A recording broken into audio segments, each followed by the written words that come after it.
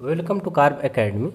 आज की क्लास में क्लास 8 मैथमेटिक्स का मोस्ट इंपॉर्टेंट क्वेश्चन लेकर आया हूँ चैप्टर 8 से। ठीक है, ये देखो वही क्वेश्चन लाया हूँ जो आपके फाइनल एग्जाम में आने वाला क्वेश्चन है चैप्टर 8 से, बहुत ही मोस्ट इंपॉर्टेंट क्वेश्चन। ठीक है, फर्स्ट क्वेश्चन है फाइंड द कॉमन फैक्टर। देखो यहाँ से कॉमन फैक्टर फाइंड करना है। मैं आपको एक बात बताता हूँ कि अब आप लोग का फाइनल एग्जाम आने वाला है क्लास 8 का। ठीक है, तो आपको वही क्वेश्चन पढ़ो यार। वैसे तो आप लोग पूरा एक्सरसाइज कंप्लीट कर लिए हो, अब वैसा मैं क्वेश्चन कराने जा रहा हूँ कि जो आपको एग्जाम में यही क्वेश्चन सेम आ जाए। ठीक है, मैं ऐसा नहीं बोल सकता कि सेम यही क्वेश्चन आएगा, बट ये बोल सकता हूँ कि आप इस तरह का क्वेश्चन कर लोगे तो आपके एग्जाम में ऐसा ही क्वेश्चन आने वाला है। ठीक है, तो फर्स्ट क्वेश्चन है फाइंड द कॉमन फैक्टर। अब यहाँ पर एक क्वेश्चन है, इसे कॉमन फैक्टर फाइंड करना है। अब कॉमन फैक्टर कैसे फाइंड करोगे, कैसे पता चलेगा कि हम कॉमन फैक्टर निकाल सकते हैं? तो कॉमन फैक्टर का मतलब होता है जो सब में मिल रहा हो। क्या होता है? जो सब में मिल रहा हो। कैसे करेंगे? तो देखो यहाँ से हम लिखेंगे 3x² y²। तो इसको मैं ऐसे लिख सकता हूँ, अलग अलग इसको तोड़ दूंगा। 3x y² है तो y लिख सकता हूँ। ठीक है, उसी तरह 10x³ है, इसको भी लिखता हूँ 10x³ y² को लिखता हूँ। तो 10 को तोड़ूंगा तो क्या होगा? 2 × 5 होगा, 2 × 5 होगा। x³ को x लिख सकता हूँ और y² को y लिख सकता हूँ। उसी तरह 6x² y² z को लिखना चाहूँ तो हो जाएगा 2 × 3 × x y z लिख सकता हूँ। अब यहाँ से हम कॉमन फैक्टर फाइंड करेंगे। कॉमन फैक्टर क्या हो जाएगा? अब देखो सब में कॉमन फैक्टर क्या है?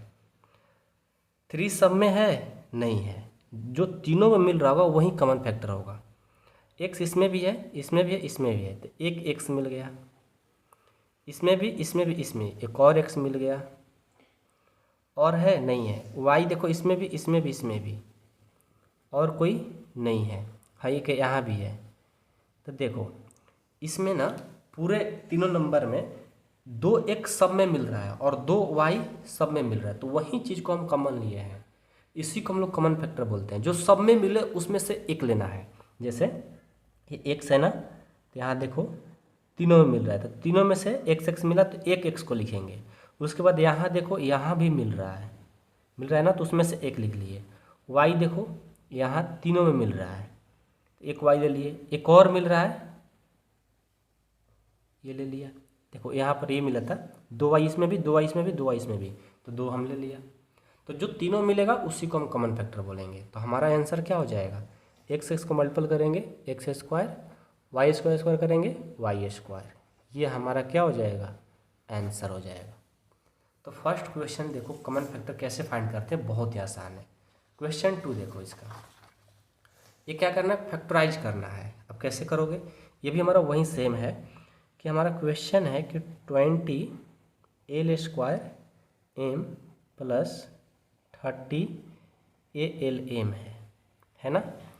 तो देखो इस क्वेश्चन के लिए हम लोग क्या फैक्टराइज करें? तो सबसे पहले ना इसमें जो मिल रहा हो, देखो 20 और 30 में 10 तो हमारा मिलेगा ही मिलेगा।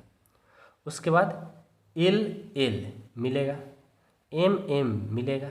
अब यहाँ क्या बच गया? 20 में से 10 लेकर चले गए तो 2 बचेगा। एक लेकर चले गए तो एक l बचेगा, प्लस यहाँ 30 में से 10 लेकर चले गए तो 3 बचेगा। l लेकर चले गए, m भी लेकर चले गए तो a हमारा बचेगा। तो ये हमारा बस फैक्टराइज हो गया। इस तरह से क्वेश्चन 2 भी कंप्लीट। ऐसा ही क्वेश्चन आपके एग्जाम में भी आने वाला है। अब क्वेश्चन 3 देखिए, ये फैक्टराइज करने के लिए बोला है। ये 3 नंबर का जो फैक्टराइज होता है ना, 3 डिजिट का, ये बहुत ही मोस्ट इंपॉर्टेंट होता है। कैसे बनाओगे? आ जाओ। सबसे पहले क्वेश्चन लिखेंगे कि 4y² - 12y + 9। ये ना आपको पक्का ही एग्जाम में आएगा। ठीक है, इसलिए इसको छोड़ना नहीं है, बहुत ही अच्छे से बनाना है, नहीं तो फिर बहुत दिक्कत होगा। ठीक है, पहले क्या करते हैं ना, जो फर्स्ट में दिया रहता है उसको ज्यों करते हैं लिख लेते हैं। हमने लिख लिया।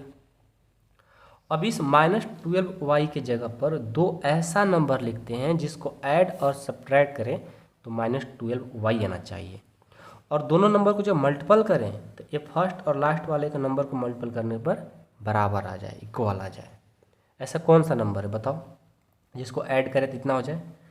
तो मेरे को दिख रहा है कि यदि मैं 9 और 3 को करता हूँ तो हो जाएगा, नहीं होगा। 9 3 को करने से नहीं हो पाएगा। ऐसा करूँ 10 और 2 रखता हूँ तो 12 तो हो जाएगा, लेकिन इनके इक्वल नहीं होगा। फिर और सोचेंगे कोई और नंबर होगा, और क्या हो सकता है? यहाँ से 9 4 जा 36 होता है ना। हाँ, कोई और सोचो। यदि मैं 6 और 6 रखता हूँ, देखो -6y और -6y दो नंबर हमने रखा। अब दोनों नंबर को यदि ऐड करेंगे ना तो -12y हो जाएगा, और दोनों को मल्टीपल कर दो, 6 6 जा 36, इनके मल्टीपल के इक्वल हो जाएगा। अब +9 है तो +9, ठीक है। अब देखो, अब दो का कॉमन लेंगे, इसमें से दोनों में कॉमन क्या मिलेगा? 2। यहाँ दोनों में कॉमन क्या मिलेगा? y। यहाँ से क्या बचेगा? यहाँ से हमारा बच जाएगा 2y, यहाँ से बच जाएगा -3। इन दोनों में कॉमन लेंगे, क्या कॉमन मिलेगा हमारा? इसमें कॉमन मिलेगा, मैं ले सकता हूँ, क्या ले सकता हूँ बोलो? -3। यहाँ पर बचेगा 2y, और ये माइनस कॉमन लिया तो प्लस वाला बदल गया माइनस में।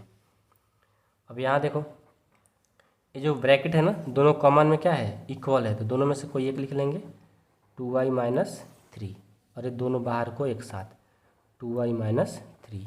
ये हमारा आंसर हो गया, ठीक है। इस तरह से हमारा फैक्टराइज भी कंप्लीट हो गया। कोई डाउट, किसी को दिक्कत है? नहीं ना, बहुत ही आसान है, ठीक है। इस तरह से हमारा फैक्टराइज बनता है। अब क्वेश्चन 4 देखो, ये भी एक हमारा फैक्टराइज है, बहुत ही मोस्ट इम्पॉर्टेंट है। यह है कि m⁴ - 256। इस क्वेश्चन को पहले क्या करेंगे? m का स्क्वायर करेंगे, -256 है ना, इसको क्या करने से क्या होगा बताओ? यदि मैं 16 का कर लेता हूँ, 16 का स्क्वायर, क्योंकि 16 जा 256 होता है। यहाँ से देखो, हमारा एक फार्मूला हो जाएगा कि a² - b² का, एक माइनस में और एक प्लस में, ठीक है। तो कर दो, यहाँ से ये हो जाएगा m² - 16, और एक हो जाएगा m² + 16, एक माइनस में और एक प्लस में। अब इसको और आगे बढ़ाना चाहते हैं तो क्या कर सकते हैं? m² - 4 का स्क्वायर, और एक कर सकता हूँ, इसको तो ज्यों का त्यों छोड़ना पड़ेगा, m² + 16। अब इसको आगे बढ़ाता हूँ तो ये हो जाएगा m - 4, एक माइनस में और एक प्लस में, और ये ज्यों का त्यों छोड़ दो, ये हमारा आंसर हो जाएगा। इस तरह से हमारा ये फैक्टराइज हो जाएगा। कितना आसान है आप खुद समझ सकते हो, यदि आपको बनाने आ रहा है तो, ठीक है। कोई डाउट है किसी को? नहीं ना। तो इस तरह का हमारा फाइनल एग्ज़ाम में क्वेश्चन आने वाला है। मेहनत करिए, समझिए, पढ़िए, लिखिए, बहुत ही मोस्ट इम्पॉर्टेंट है ये सब बातें, ठीक है। चलिए मिलता हूँ नेक्स्ट क्लास में। Thank you so much.